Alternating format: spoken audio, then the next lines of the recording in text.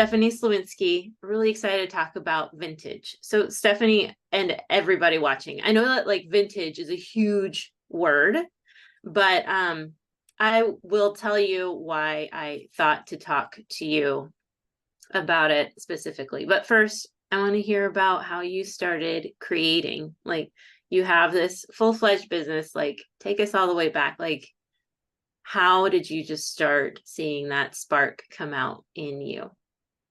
Yeah. Well, I'll take you back to like when our oldest was first born, and Yeah. it was just my heart's desire to be home with our kids. And we had another boy shortly after. They're really close together. And then my husband and I worked together. We both were in the corporate world, creative jobs.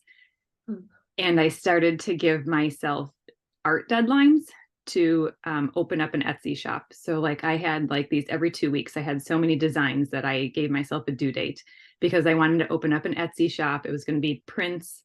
At this time, there wasn't a whole lot of faith-based art that I thought was cool and like that people might really want to hang. I wanted to create something that I wanted to hang in my homes, and I wanted to see other people put in their homes and just be reminded of truth every day. And so that's what I started out with. And it was looking back, I can see like the small steps that got me to where I am today. But it was all just a small transition of leaving a full-time job, going part-time, going on my own. And it just all worked to what Fancy That is now. But so that's how it all started, was just a desire to be home with our kids. And that's where I am now. And it makes me so happy. I can be flexible with my art time and still being available for them. How do you go about creating? Because that's probably changed a lot too. It has, because at that time it was like little kids around, nap time and around my feet playing. And now it's like dodging between this sport and this sport. And so it's taking them to friends. It's totally different now. But I fit it in whenever I can. My iPad has been a huge game changer for me because that's usually in the car with me when I'm at school pickup line. I am drawing on it. I create, I now have a little bit more daytime since all three of them are now in school. We homeschooled for a little bit, but all three are now in school. So I take that time, but really I create on my iPad and in the Procreate app, and that's how I start. And then from there, I do bring it into Illustrator and work in vectors, but that's how I create. Procreate's kind of new though. So have you always been working digitally? Did you work on a computer before, or did you work traditionally and then move into digital? Yeah, my degree is in art, and I have a double major in art and graphic design. And so I always thought I was doing graphic design, but when I finally learned like what surface design is, I was like, that's what I do. I do surface design, because even when I was working, corporately, I was designing spot illustrations for a lot of t-shirts for retail chains. And so it was never really like print graphic design, but I would always use my graphic design skills. And like if someone needs a logo, I'd be like, yeah, I'm a graphic designer, I can do that. And they need a brochure or something, I can do that. So I was always on the computer. But when Procreate came out, it changed the game for me to just be more like, I just do my sketches on it now. I'll write my notes for a collection right in it. And so everything's just there. But yeah, I was always pretty much digital. I still like having a sketchbook and just like a quick thumbnail if that's what I have around, but either one. So we've already been talking a little bit about Fancy That. Can you tell us about your work and yeah, how we all know you? Honestly, like I think I've met people or I've heard from other people like, hey, you should check out this company. And I'm like, I know that girl, like I know who that is. And so tell us about Fancy That. Do you call it Fancy That Designs? Is that right? Fancy That Designhouse. That came from my husband and I, because he's a creative as well. We first, like years back when we were engaged and we were going to get married, we wanted to design our own wedding invitations. And so we were like looking at what we thought was cool, and we saw all this letterpressed, these letterpressed prints, and we're like, we want to do that. So actually we didn't for our wedding, but shortly thereafter we bought a letterpress. So we bought like, this 2,000-pound press that we had to move from another state. And I was gonna say that's pretty expensive pre-wedding. yeah, right. So we got it. It lived in our garage for a really long time. And being in Wisconsin, like the temperatures have to be right to print with those inks, because you're rolling it, it's going through rollers, it's going on the plate. You got to make the impression the right way. So we had made a couple of greeting cards. We would do our Christmas card on it for our family. And we'd named our company Fancy That Letterpress. Well, Fancy That Letterpress has evolved to Fancy That Designhouse. And then like when I started it with art prints, it's since evolved to more product. And I now license for fabric with Moda Fabrics and do other licensing agreements as they come up as well. But yeah, a lot of product based. Yeah, so you still like to have like that letterpress look with things, huh? In the way that you draw and you design. Yeah. I don't draw anything like realistically. I find inspiration in nature, but I'll just kind of like, I don't know if this flower has this many petals or if this is the way it goes, but I just have fun, like taking it in my own direction, I guess. Have you ever gotten any guff for that? No. No, No. I didn't think so.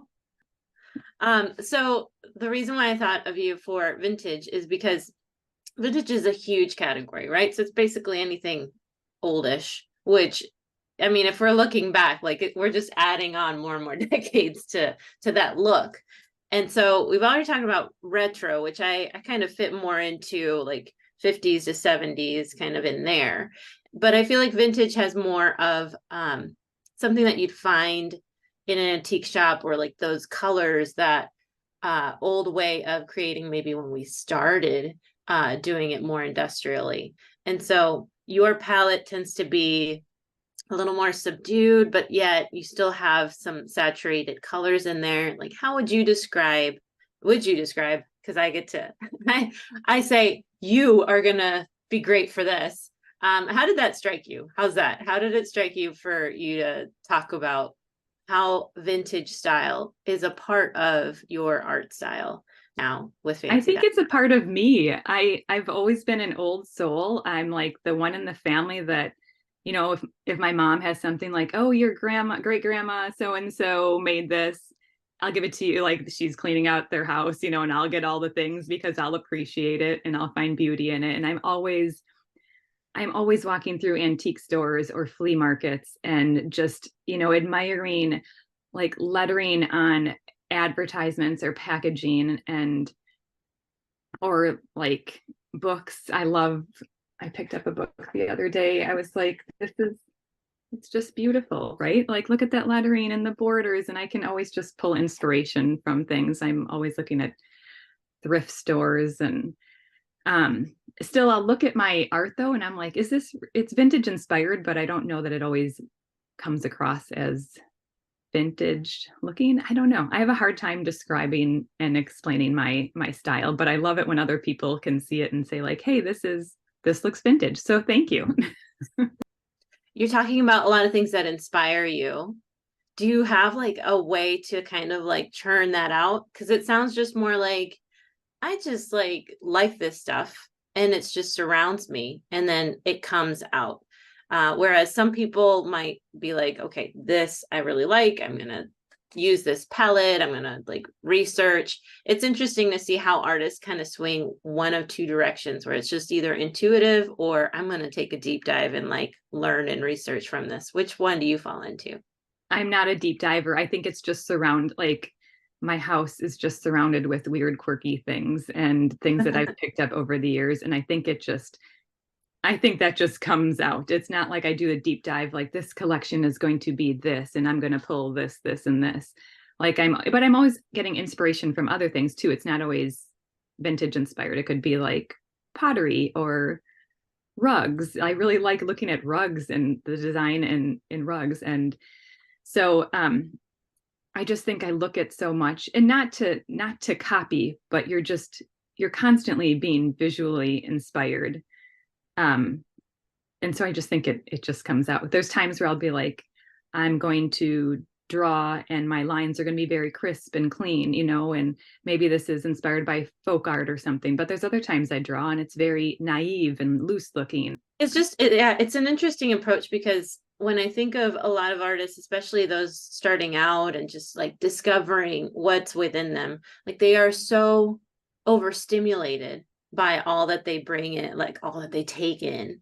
And so how do you go from that to, I want to do this folky thing, and then I'm going to try thick lines, and then I'm going to try thin lines, when you're creating a collection? And this is how you work. Like you do shop launches, you do fabric collections, you work in like these concentrated series of things. And so it can be hard to kind of percolate that into one neat and tidy package.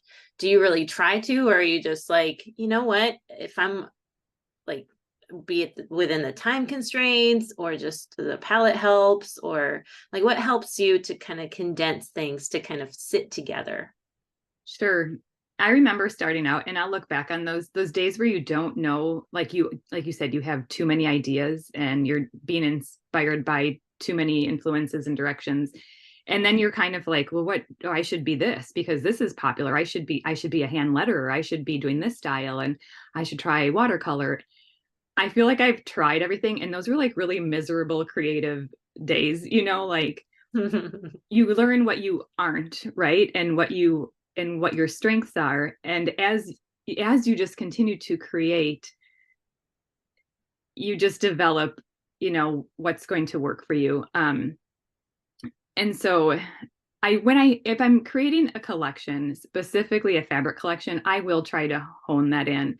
And I've done this in terms of colors. I've done it two ways. I've done it where I pick all my colors first. And yes, that might be inspired by like some vintage items that I've picked up, you know, eye-dropping colors from things that I found. But I've also created a collection in grayscale before and just did the whole collection art-wise, and then picked colors that I liked and added it to it later. And both ways work. I just think it's fun. Like you can try different things. You're never pigeonholed into one way of creating. That grayscale idea sounds really challenging.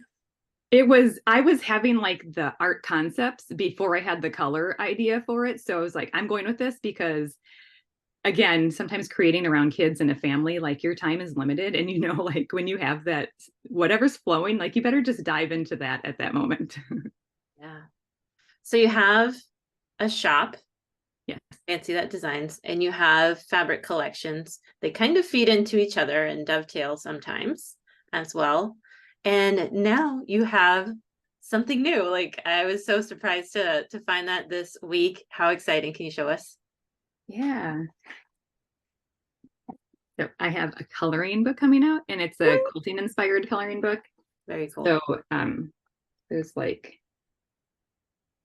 the way I set it up was I was thinking about a quilt block. So, you know, the basis of a quilt is based on the block, and oftentimes those blocks are repeating, or not necessarily, but I designed a quilt block for every other page, and that quilt block is filled with some of my prints. But on the page following it would be that quilt block in a quilt layout. So like, let's go to the front. So like, here's a page of a quilt block. Nice. And the next page would be that block in a quilt layout. So I want the users to just like play with color on that quilt layout page, because if there's a quilter that's like pulling colors, like how fun would it be to like maybe play when colors, like actual color in, you know, and see what kind of color combinations you want to come up with. But it's not just limited to quilters. It's just a creative, fun adult coloring book. So We were just talking about colors. How hard was it to do something without colors so that other people can add the color? Was that hard? It wasn't. It was a lot of fun. I think the most challenging thing was to take my art, my like floral designs and whatnot, and like, you know, strip the color out. Yeah. Yeah. And then I don't know. I think it would be hard for me to feel like, okay, this is finished. Maybe I would keep working on it and then just send them the line work, because like I just have to have the colors in. Yeah. I just want to tell you that I really like how you you kind of you take this vintage look, but you also have a lot of just the modern flavor of, I don't know if it's the colors or like the way that you draw your flowers. You do mostly floral motifs. I've seen you do other things, and it feels pretty flawless. And I think that your work has kind of like a grounded look to it. Do you have any idea? I can offer my presumptions of how you kind of have that grounded, calm feel in your work. Oh, good question. I would It's like glue. your It's like a um glue. it's probably the color palette that pulls things together. I still like never feel 100% confident in my drawing abilities. I think I don't know, do we ever get there? And um but it's I think probably that's really good to hear for everybody. Yeah. but I hope that my colors at least pull a collection together and ground it. Hmm. I notice your neutrals are fairly consistent, and then you have like you have kind of a push and pull between saturated colors and desaturated ones that are a little more muted, so it feels a little antique already, right? Like a little faded. So that would be my guess. Well, thanks for talking, Stephanie. It was fun to talk about vintage stuff. If you want to check out Stephanie, check her out on Instagram and her website. They're linked below. Thank you. Thank you. Try your hand at this style with a very lesson targeted to do so. Explore this one and so many others in Watercolor Bold. Try it out for free and learn as much as you can.